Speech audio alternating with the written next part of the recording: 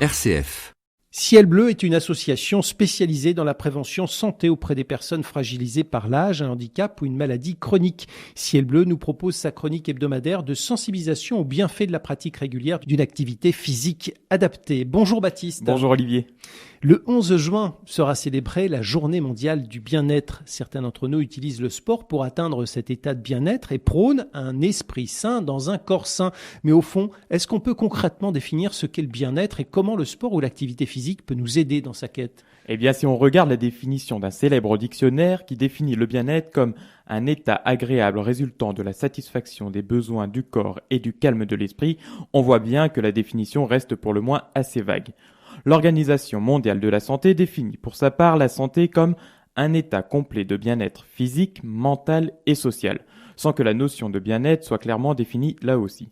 Alors on s'aperçoit avec ces définitions que le bien-être est une notion complexe qui est beaucoup plus subtile que le simple fait de se sentir bien et que ce bien-être est constamment en construction et en évolution tout au long de notre vie.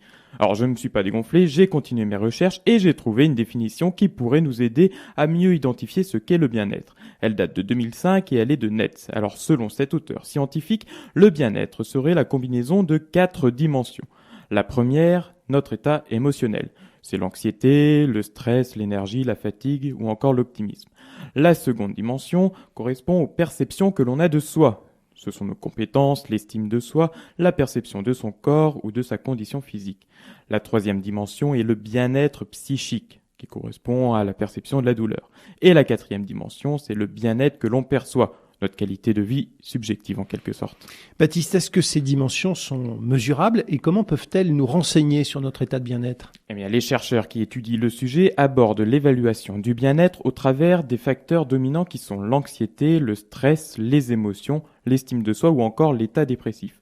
L'utilisation d'échelles globales, comme l'échelle de satisfaction, de bonheur ou encore de qualité de vie, est un outil souvent utilisé pour mesurer l'état de bien-être chez une personne.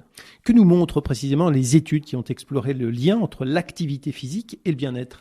Eh bien, sur la population générale, il est clairement défini que les personnes actives physiquement sont constamment moins anxieuses, moins dépressives, moins névrosées, mais aussi plus extraverties, plus en recherche de sensations et plus impulsives que les non-sportives, et ce, quel que soit l'âge.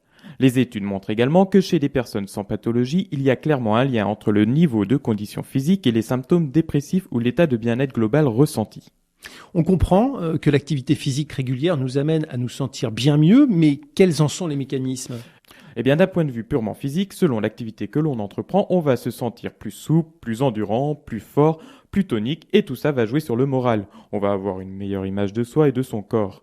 Voir que l'on progresse, que l'on acquiert de nouvelles compétences, de nouveaux apprentissages, pour le peu qu'ils soient accompagnés par une valorisation et une évaluation positive au regard de vos proches, psychologiquement, ça joue énormément sur notre bien-être. Et si l'on va chercher ce qui se passe à l'intérieur de notre corps maintenant, eh bien lorsque l'on fait de l'activité physique, on observe tout un tas de phénomènes hormonaux qui vont participer à l'amélioration de notre bien-être. Nous avons entre autres une production d'endorphines, qui a des propriétés antalgiques et qui favorise la sensation de bien-être, mais aussi de dopamine, qui participe au sentiment de plaisir, et une production de sérotonine, qui, elle, est associée à l'état de bonheur. Voilà encore une fois de bonnes raisons pour essayer d'être un peu plus actif chaque jour. Merci beaucoup Baptiste pour vos explications. On a bien compris qu'être actif physiquement au quotidien nous aide à nous sentir bien mieux effectivement dans notre corps, mais aussi et surtout dans notre tête.